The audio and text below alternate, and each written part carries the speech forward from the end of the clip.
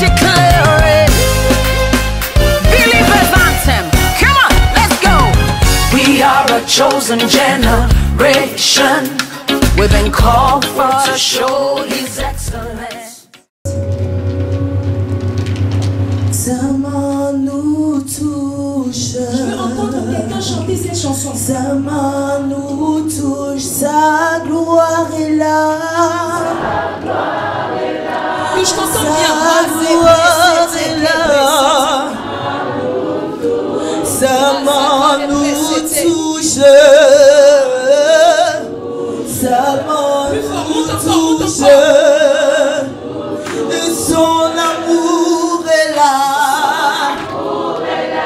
Et sa main nous touche. Et sa main nous touche. Sa main nous touche. Encore plus fort, monte encore. Sa présence est là. Plus tu chantes la gloire de Dieu Sa descend. main nous touche. Tu chantes la nuée de Dieu descend. Sa main nous touche. Sa main nous touche. Marabashate rebabashate. Rebo sopra santa bakadi baso berekebushe. Zabro soko de baba. Jarebos. Bonsoir cher Saint-Esprit. Bonsoir cher Saint-Esprit. Que moi je diminue encore une fois et que toi seul tu puisses encore élever le nom de Jésus. Ce n'est pas grâce qui est chaude, mais c'est toi, Saint-Esprit de Dieu, qui est chaud. Saint-Esprit de Dieu, je veux que tu puisses encore élever le nom de Jésus. Apprends-nous encore à aimer Jésus et garde nos cœurs fidèles à toi. Seigneur, merci pour l'ange de mon ministère qui est en ces lieux-ci. Car c'est une preuve que tu ne m'as pas laissé seul. Mais Père, ce qui compte pour moi, ce n'est pas cet ange, mais c'est ta présence éternelle. Éternel, mon Dieu, Papa, le Dieu de mon Père Coutinho Fernand, le Dieu de ma mère Amy Coutinho, Père, le Dieu du Père spirituel à mon Père Tel Osborne, je t'invoque maintenant. Agis et présente Jésus. Je viens soumettre tout esprit devant le nom de Jésus-Christ. Dans le nom de Jésus-Christ, j'ai ainsi prié. Amen. Amen. Tu peux acclamer s'il te plaît.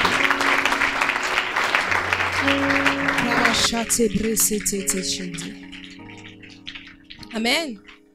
Avant de pouvoir commencer, j'aimerais d'abord honorer la présence de certaines personnes dans ces lieux-ci. J'aimerais d'abord honorer la présence des hommes de Dieu. Bishop, merci encore pour cette confiance. Merci au Bishop Eli Domingos, qui est un grand frère pour moi que j'aime beaucoup. Merci à l'homme de Dieu Jonathan Maedja pour cette confiance et cette invitation. Et je tiens encore à vous remercier, vous, pour votre présence. Est-ce que tu peux acclamer pour toi-même, s'il te plaît? Je ne suis pas venue seule, je suis venue avec Laura et Rodi, si vous pouvez vous tenir debout. C'est non seulement des gens que j'encadre et je coach, mais des gens que j'aime beaucoup. Est-ce que quelqu'un peut bien acclamer pour eux? Merci beaucoup. Sans plus tarder, nous allons rentrer dans notre message du jour. Le thème principal du message est une génération choisie. Quelqu'un peut dire une génération choisie? Amen. Mais Dieu me donna un thème, un sous-thème qui est le temps d'une nouvelle armée. J'aimerais que tu puisses dire à ton voisin le temps d'une nouvelle armée. Je pense que tu ne le dis pas bien, le temps d'une nouvelle armée. Vous savez, quand je préparais ce message, je suis rentrée sur une forte onction. Parce que je comprends que nous ne sommes plus au temps de Moïse, mais nous sommes au temps de Josué. Est-ce que je parle à quelqu'un? Ah non, je pense que je parle à personne. Quand j'ai préparé ce message, je comprends que nous ne sommes plus au temps d'Élie, mais nous sommes au temps d'Élisée. Nos pères s'en vont, et où sont les fils pour reprendre les armes? Le temps d'une nouvelle armée. J'aimerais que tu puisses prendre ta Bible dans Nombre 27. Nombre chapitre 27, et si tu peux te tenir debout afin d'honorer la présence de Dieu. Nombre chapitre 27.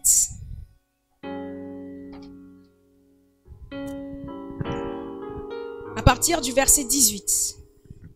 Je vais lire pour chacun d'entre vous. La Bible nous dit ceci. L'Éternel dit à Moïse, prends Josué fils de Nun, homme en qui réside l'Esprit, et tu poseras ta main sur lui. Nous allons prendre 1 Roi chapitre 19. 1 Roi chapitre 19. À partir du verset 19. Et je vais lire pour chacun d'entre vous. La Bible nous dit ceci. On va commencer au verset 16. Tu oindras Hazaël pour roi de Syrie. Tu oindras aussi Jéhu, fils de Nemchi, pour roi d'Israël. Et tu oindras Élisée, fils de Shaphat, d'Abdel Méola, pour prophète à ta place. Nous allons sauter au verset 19 qui nous dit ceci. Élie partit de là et il trouva Élisée, fils de Shaphat, qui labourait. Il y avait devant lui 12 paires de bœufs. Et il était avec la 12e. Élie s'approcha de lui et jeta sur lui son manteau. Mazabro sauté. Je pense que ce soir, beaucoup recevront des manteaux des pères. Je redis encore, je pense que ce soir, quelqu'un va recevoir un manteau. Oh, je pense que vous n'êtes pas connectés avec moi. Je pense que ce soir, quelqu'un recevra un manteau. Est-ce que tu crois que c'est toi? Moi aussi, je le crois et je le prie au nom de Jésus. Élisée, quittant ses bœufs, courut après Élie et dit, laisse-moi embrasser mon père et ma mère et je te suivrai. Et lui répondit, va et reviens, car pense à ce que je t'ai fait. Après s'être éloigné d'Élie, il revint prendre une paire de bœufs et il l'offrit en sacrifice avec l'attelage des bœufs et il fit cuire leur chair et le donna à manger au peuple. Puis il se leva, suivit Élie et fut à son service. Quelqu'un peut acclamer pour cette parole, s'il vous plaît. Vous pouvez vous asseoir. Notre sous-thème qui est le temps d'une nouvelle armée. Hier, notre frère nous a parlé de différents temps. Kairos, Chronos. Dans notre thème, dans le temps d'une nouvelle armée, dans notre thème, il y a deux parties qui ont beaucoup retenu mon attention.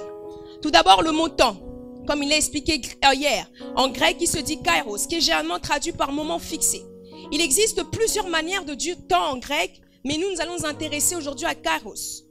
Le temps Kairos n'est pas le temps des hommes, mais celui de Dieu. Et la deuxième partie qui est nouvelle armée, dans cette deuxième partie, nous avons deux mots encore. Nous avons d'abord nouvelle et nous avons armée. Nous comprenons facilement que nous ne pouvons pas parler de quelque chose de nouveau si nous ne parlons pas encore d'abord quelque chose d'ancien. J'aimerais dire ceci. Nous sommes dans un moment fixé par Dieu où l'ancienne armée dépose leurs armes. L'ancienne armée cherche cette génération choisie. Nous sommes dans un temps Kairos, le temps de Dieu où notre génération, cette nouvelle armée doit récupérer les armes posées. Est-ce que je parle à quelqu'un? Je veux simplement que tu puisses m'écouter. Hier, l'ancienne armée ont commencé étant des simples soldats, mais ont déposé leurs armes comme étant des généraux. Et moi, je prophétise sur cette génération que nous prenons ces armes-là comme étant des simples soldats, mais nous finirons à déposer ces armes comme étant des généraux. Est-ce que je parle à quelqu'un? L'ancienne armée a pris les armes de leur père comme étant des simples soldats qui partaient à la guerre. Mais quand ils ont déposé ces armes-là, sont devenus des généraux qu'on parle aujourd'hui. Et moi, je sais que dans cette génération, il y a des généraux choisis. La Bible nous dit dans Nombre chapitre verset 18, Moïse à un moment donné rebelle auprès de Dieu. Ce qui a fait en sorte que la promesse que Dieu avait faite à Moïse de faire entrer Israël dans la terre promise, ce ne s'est plus accompli. Et qu'est-ce qui s'est passé? Moïse a vu la terre promise, mais n'y est pas rentré. Et la Bible nous dit ceci. Dieu dit à Moïse que, en réalité, que ce n'est plus lui qui choisit. Et la Bible nous dit ceci. Moïse parlait à l'Éternel quand Dieu lui dit ceci. Que l'Éternel, le Dieu des esprits de toute chair, établit sur l'assemblée un homme qui sort devant eux et qui entre devant eux, qui fasse entrer afin que l'assemblée de l'Éternel ne soit pas comme des brebis qui n'ont point de berger. J'aime beaucoup ce que Moïse a fait. Parce que quand Dieu dit à Moïse qu'en réalité ne le choisit plus, Moïse fait un acte qui a fait en sorte que Dieu choisisse une autre personne. Quand Dieu a dit à Moïse qu'en réalité ce n'est plus lui qui va conduire Israël à la terre promise, Moïse a fait un acte qui a attiré mon attention. Moïse a adressé une prière à Dieu. J'aimerais vous dire ceci. Nos pères sont en train d'adresser des prières à Dieu afin qu'une génération capable puisse susciter. Nos pères sont en train de prier à Dieu afin que Dieu puisse trouver une génération qui est disposée à recevoir son esprit dans la fin des temps. Est-ce que je parle à quelqu'un? Il est temps que nous prenions conscience que nos pères sont en train de s'en aller. Mais où sont les fils capables de prendre les armes? Nous sommes là à demander le Saint-Esprit, mais il n'y a personne qui est capable afin de le recevoir. Nous sommes là à demander l'huile fraîche, le service, mais personne n'est capable de reprendre les armes. La Bible nous dit, qui enverrai-je? Dieu cherche cette génération qui envoie. Dieu est en train de chercher une génération avec qui il va envoyer pour accomplir la mission. Et Moïse fait une parole à Dieu. Et quand Moïse adresse cette parole à Dieu, Dieu dit à Moïse, tu vas aller imposer tes mains à un homme du nom de Josué. Où sont les Josué de cette génération? Est-ce que quelqu'un peut me faire signe s'il est là, s'il vous plaît? Où sont les Josué de cette génération? Pendant que je préparais ce message, dans mon esprit, je vois un homme dans un endroit en train de prier. Et tout d'un coup, je reviens dans mon esprit. Qu'est-ce que je revois encore? Je me retrouve devant le trône de Dieu. Et je vois des prières en train de monter. Des prières en train de monter. Et tout à coup, je n'avais pas compris pourquoi je voyais ce genre de prière monter. Et directement, Dieu m'emmène dans la chambre d'un homme de Dieu. En train de prier. En train de prier. Je ne connaissais pas cet homme de Dieu là qui priait. Je le vois en train de prier, en train de prier. Et Dieu me donne son nom. Donc qu'est-ce que je fais? Je vais vérifier si c'était mon imagination ou c'était je voyais cela réellement. J'y vais sur internet, j'écris son nom et je tombe sur la personne. Et Dieu m'explique ceci. Les pères sont en train de prier. Les pères sont en train de pleurer. Qui sont ces jeunes capables afin de reprendre la marche? Les pères sont là en train de prier. La Bible nous montre clairement, pendant que Josué se combattait contre les Amaleks, Moïse se tenait à la montagne les bras levés. Pourquoi? Parce que ce n'était pas l'intercession de... Oh, est-ce que quelqu'un avec moi? Écoutez, ce qui a fait en sorte que Josué puisse avoir la victoire sur Amalek, ce n'était pas les bras levés de Moïse. Écoutez, ce n'était pas les bras levés de Moïse. Pourquoi? Parce que quand Moïse avait les bras levés, à un moment il se fatiguait et baissait les bras. Mais qu'est-ce qui a fait en sorte que Josué ait la victoire sur Amalek? Quand Moïse a pris conscience de s'asseoir sur la pierre qui est Jésus-Christ. Nos pères s'assoient sur Jésus-Christ. Oh, écoutez, nos pères intercèdent. Jésus, envoie une génération capable pour cette génération. Envoie une génération capable qui est capable de défendre ton nom. Où sont les fils? Où sont les filles? La Bible nous dit, dans les derniers temps, je desservirai mon esprit sur chaque chair. Vos filles et vos fils prophétiseront. Pour savoir prophétiser, il faut savoir être disposé. Pour savoir parler de la part du Seigneur, il faut savoir être disposé. Écoutez, la Bible nous montre que la veuve vient auprès d'Élisée. Dit à Élisée, j'ai une dette à payer. Élisée lui dit, Élisée avait la double portion d'Élie. Cela n'aurait pas empêché Élisée de faire un miracle pour cette veuve. Mais qu'est-ce qu'il fait Élisée? Il lui dit, écoute, tu iras prendre des vases. Et la seule huile que tu as, tu rentreras dans la pièce avec tes enfants. Tu commenceras à mettre l'huile. Les vases, ce n'étaient pas des petites vases. Mais théologiquement parlant, c'était des très grandes vases. Quelque chose de fou. Quelque chose de surnaturel. Élisée, cette femme a seulement un vase d'huile. Mais comment elle va aller chercher des vases vides? En plus, tu demandes des très grands nombres. Mais écoutez ce que Élisée comprend. Cette femme va dans la pièce avec ses fils. Rentre et commence à verser l'huile. Je veux que vous soyez juste concentrés vers moi. Commence à verser l'huile. Commence à verser l'huile. Commence à verser l'huile dans les vases. Mais quand elle demande à son fils, donne-moi un autre vase. Le fils lui dit, il n'y en a plus. Mais qu'est-ce qui s'est passé? l'huile s'arrêta. En d'autres termes, dans cette génération, tant qu'il y aura encore des vases d'huile, il y aura des vases vides, l'huile va continuer à couler. Mais quand il n'y aura plus de vases vides, l'huile va s'arrêter. L'huile qui est le Saint-Esprit. Le Saint-Esprit de Dieu cherche des vases vides dans cette génération afin de faire couler son huile. Vous voulez le Saint-Esprit, mais vous ne voulez pas avoir une vie de consécration près de Dieu. Vous voulez l'onction, mais vous n'aimez pas la sanctification. Vous voulez la puissance, mais vous n'aimez pas la crainte de Dieu. Un vase vide, c'est une personne qui se décide à renoncer au monde pour suivre Jésus-Christ. Un vase vide, c'est une personne qui se dit, pour Jésus, j'arrête le péché. Un vase vide, c'est une personne qui se dit, pour Jésus, j'arrête la fornication. C'est ces vases vides-là que Dieu cherche dans cette génération. On aime demander Saint-Esprit, l'onction, le service, mais vous n'aimez pas l'intimité. Un vase vide, c'est celui qui aime l'intimité. Jésus-Christ rentre chez Lazare, Marthe et Marie. Marie se précipite aux pieds. Marthe se précipite au service. Marthe au service devient paniquée de voir une Marie à l'écoute de son maître.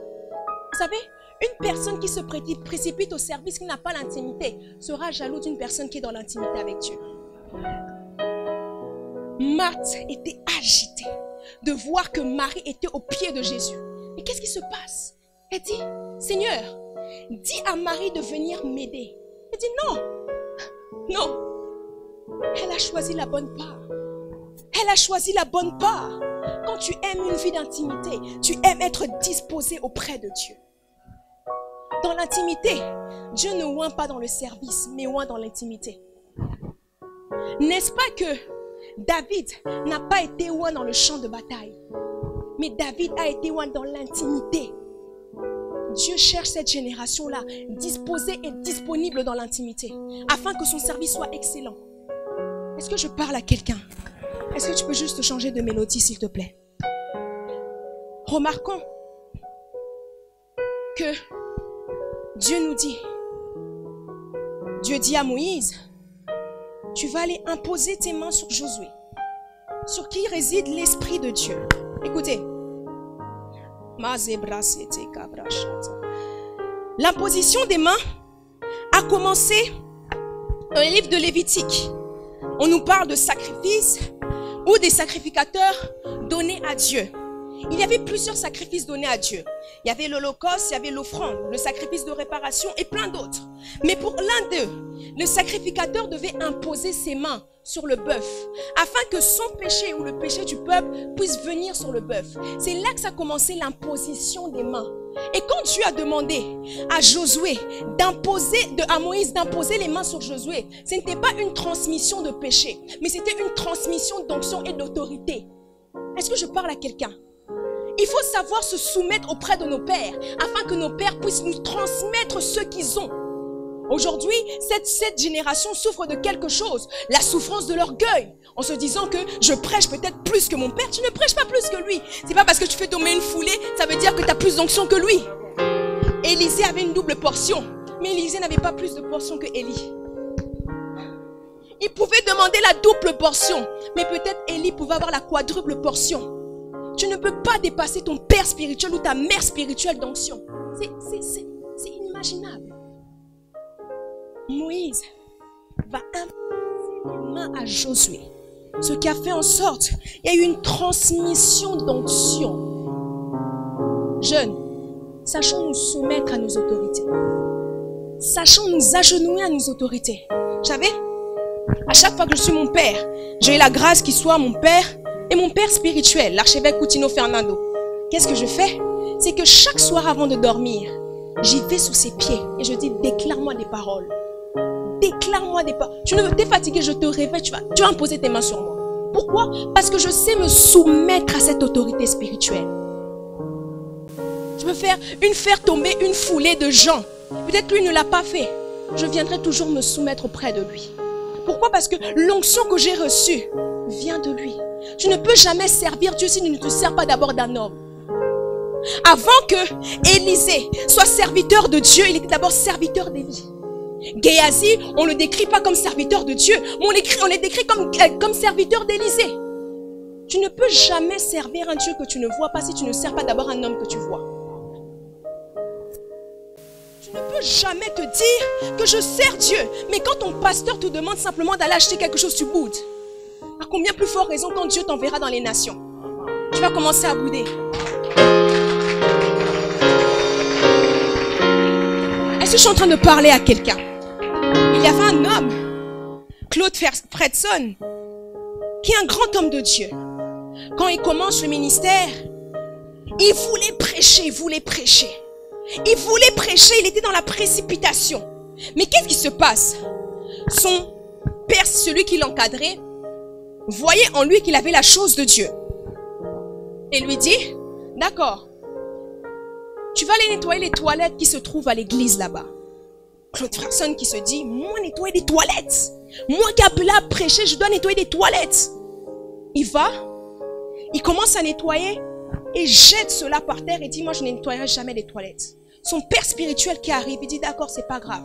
Prends et commence à nettoyer les toilettes. Le service n'est pas seulement dans la prédication. Le service, c'est même quand tu installes les chaises de ton église. Le service, c'est même quand tu nettoies les toilettes de ton église. Les gens pensent que le service, c'est le ministère. Mais non, le service, c'est quand tu te mets disponible à servir Dieu dans n'importe quel domaine.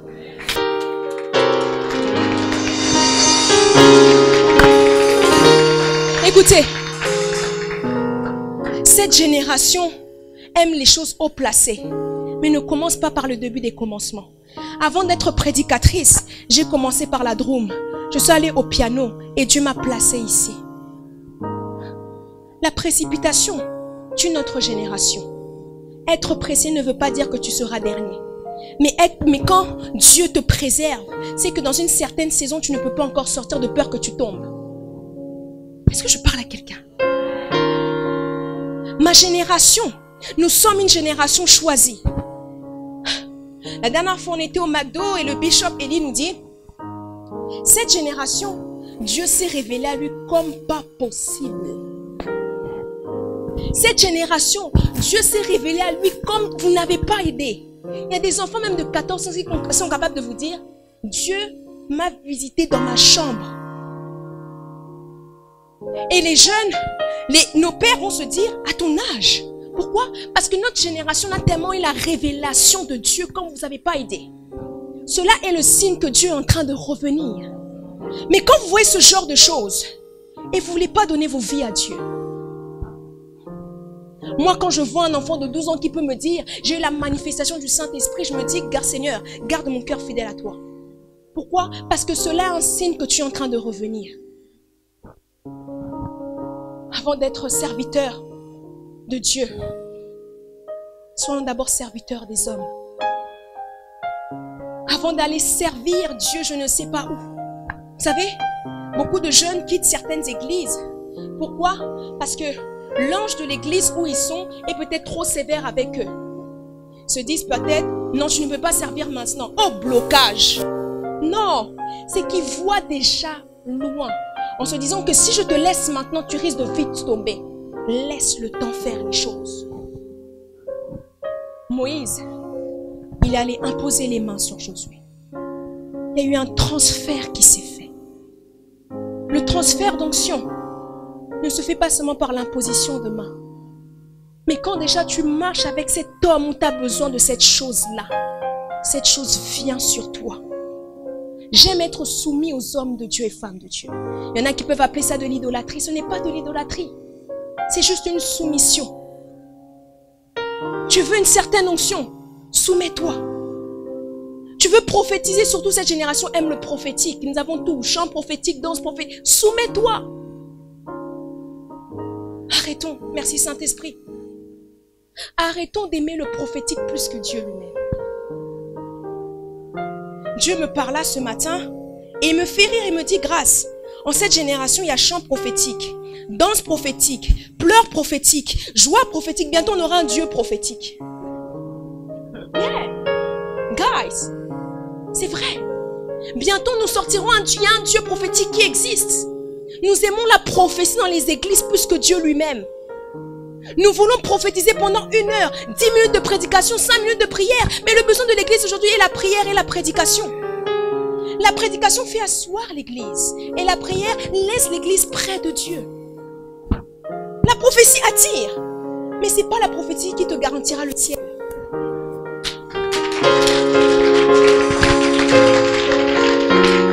Il y a des prophètes. Vous allez arriver dans une église.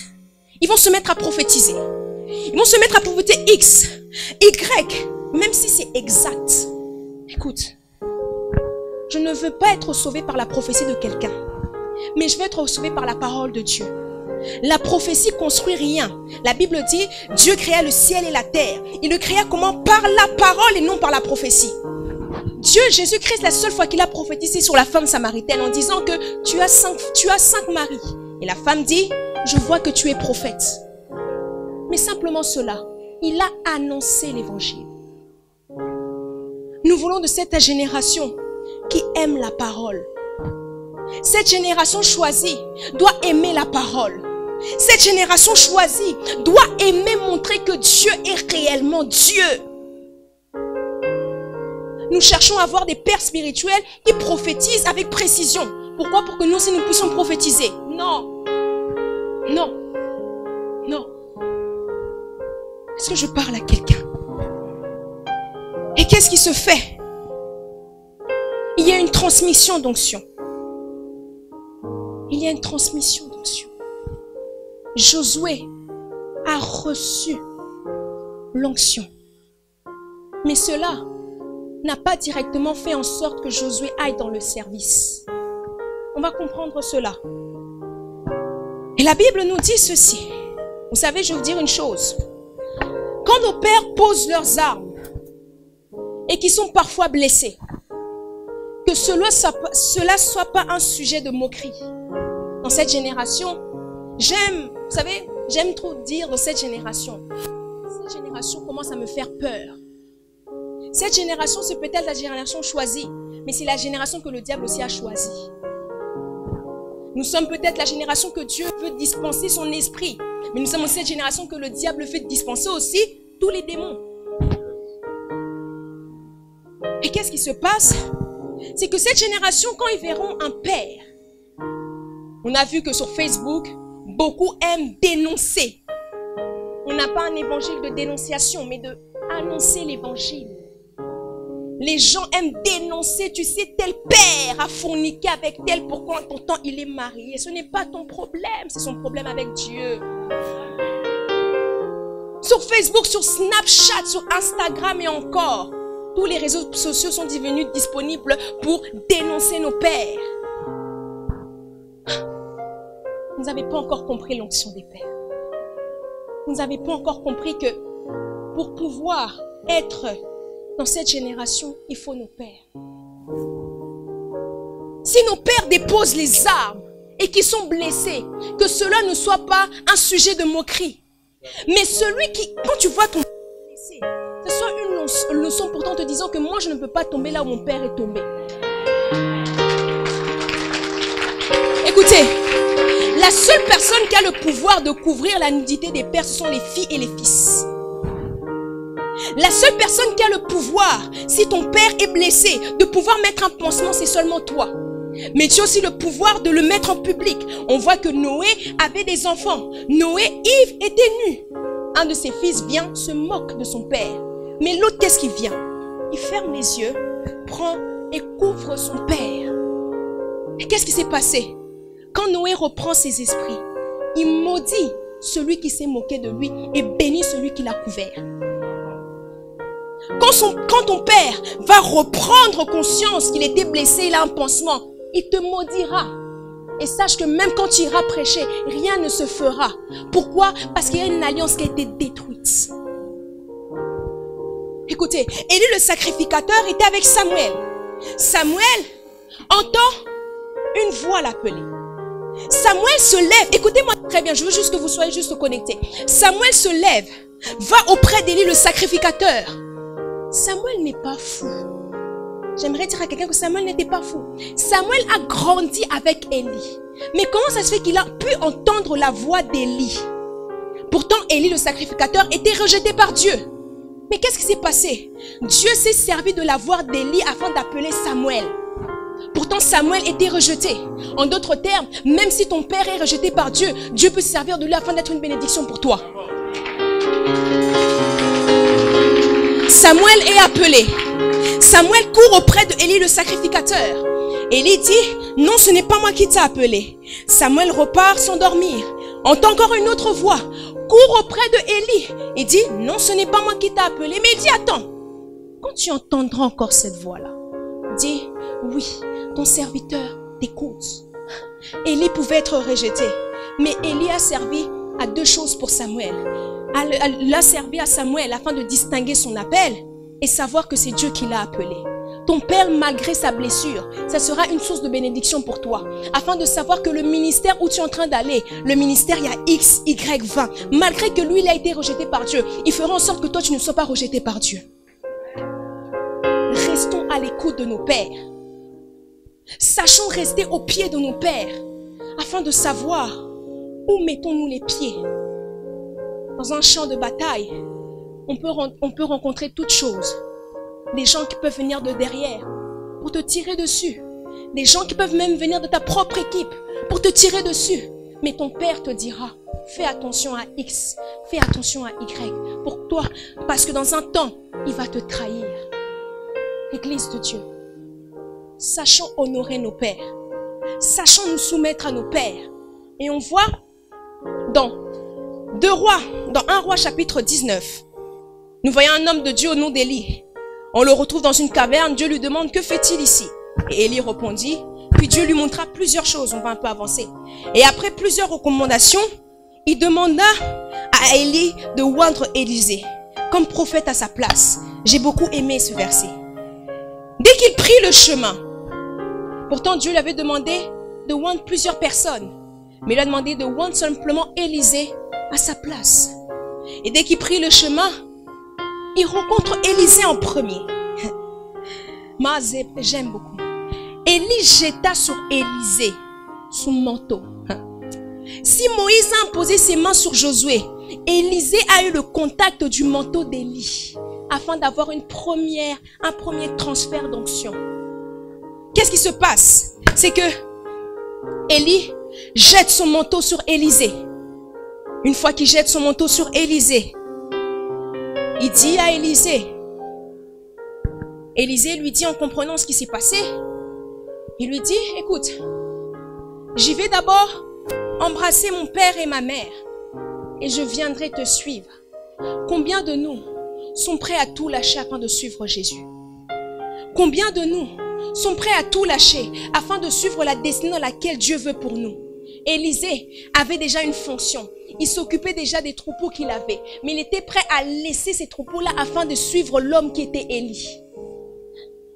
Ton père spirituel te demande de me suivre dans quelconque pays. Tu dis non, j'ai des choses à faire. Tu ne sais pas que peut-être là où tu es en train d'aller, c'est là que tout va commencer pour toi. Je pense que Dieu a voulu faire en sorte que je puisse parler des pères. Parce que beaucoup ici ont peut-être un père spirituel que dans leur cœur ils négligent encore.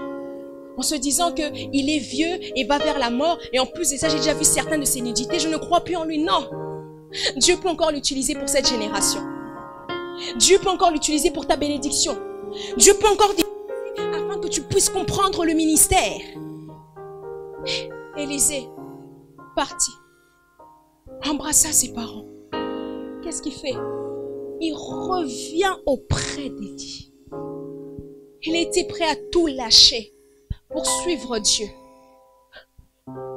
Il était prêt à tout lâcher afin de rentrer dans ce que Dieu l'avait appelé. Ayons une vie de sacrifice auprès de Dieu. Ayons une vie de sacrifice afin de mériter l'onction que tu veux. Vous savez, certaines onctions, tu dois passer ça par des jeûnes et prières. Tu veux ressembler à quelconque pasteur, mais demande-lui quelle est ton histoire. Beaucoup disent, je vais avoir le manteau de Tel Osborne, je vais avoir le manteau de Catherine Kuhlman. Mais dans son vivant, tu pouvais même, s'il est encore vivant, demande-lui quelle est ton histoire. Je te dirais, j'ai peut-être passé des 40 jours J'ai peut-être passé des 3 jours de jeûne, une vie de consécration. La jeunesse d'aujourd'hui ne veut pas les épines afin un jour d'être souverainement élevé, mais préfère directement le royaume. Non. Ayons une vie de consécration auprès de Dieu. Sachons écouter Dieu. Sachons écouter ce que Dieu veut pour nous. Si Dieu te dit, attends encore un peu, je veux que tu puisses prier encore pendant 10 jours, fais-le parce qu'il sait pourquoi il le dit. Beaucoup peuvent être appelés au ministère, mais ne savent pas avoir une vie de consécration auprès de Dieu. Tu peux déjà aller quelque part. Tu as prié et des miracles se sont faits. Mais sache toujours avoir une vie de consécration auprès de Dieu. Sache tout lâcher afin de suivre Dieu. Regardez, tellement que la présence de Dieu était tellement bien pour Pierre, que quand Jésus-Christ monte avec Jean, Jacques et Pierre, Pierre voit la transfiguration. Pierre se dit, construisons des tentes ici. En d'autres termes, je préfère habiter dans cette présence-là. Pourtant, Pierre avait des occupations. Pierre était marié. Mais qu'est-ce qu'il a voulu? Il a voulu rester dans la présence de Dieu. Cette génération doit savoir aimer la présence de Dieu. Je répète que cette génération doit aimer la présence de Dieu. Et moi, je pense que ce soir, tu vas aimer cette présence-là. Et je sais que ce soir, Dieu va affecter beaucoup de personnes. Dieu va affecter beaucoup de personnes. Dieu me montre quelque chose. Un mois en arrière, il y a une personne ici qui a fait un songe.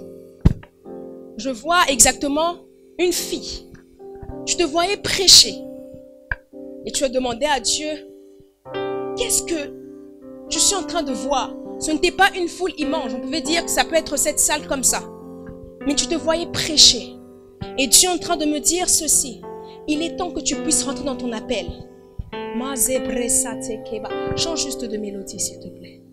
Nous allons rentrer dans un moment de conclusion afin qu'on puisse prier. Je veux qu'en cette génération, que vous puissiez vous réveiller en sachant que pour avoir une certaine onction, il faut savoir être soumis aux hommes de Dieu. En cette génération, je veux que les choses puissent changer. Nous ne sommes pas là pour dénoncer nos pères. Si celui-là est tombé, toi tu ne seras pas là à le dénoncer, mais à essayer de le couvrir. En cette génération, nous voulons une génération qui va changer les choses. Une génération qui va remettre cette alliance entre Dieu et l'Église. Une génération qui ne viendra pas pour détruire le sacerdoce, mais qui viendra pour le remettre en place. La présence de Dieu doit savoir revenir à l'Église. La présence de Dieu doit savoir prendre la première place à l'Église. Arrêtons d'honorer des hommes de Dieu à la place de Dieu lui-même. Arrêtons de donner la gloire aux hommes de Dieu à la place de Dieu lui-même. Dieu doit savoir reprendre la première place. Nous sommes cette génération choisie qui ramèneront un réveil.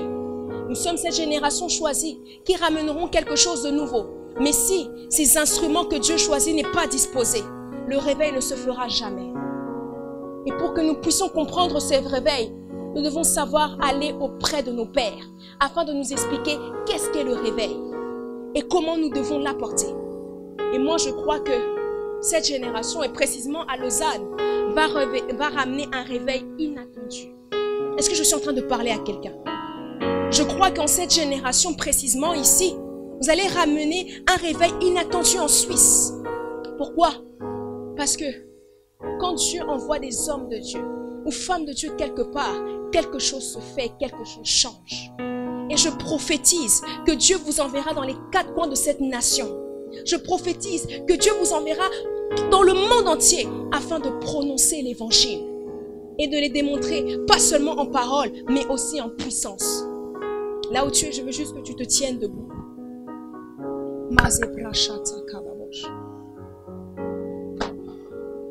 Lève-toi.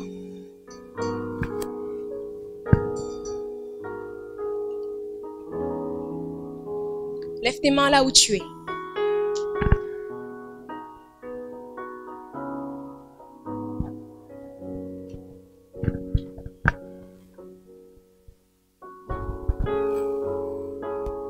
Lève tes mains. Tu vas d'abord dire merci à Dieu pour cette parole. Dis merci à Dieu pour cette parole. Parle, parle, parle. Rabachate presete chete. Mare baba chata kale preso korosha. Dis merci à Dieu. Dis merci à Dieu. Dis merci à Dieu. Je veux t'entendre prier.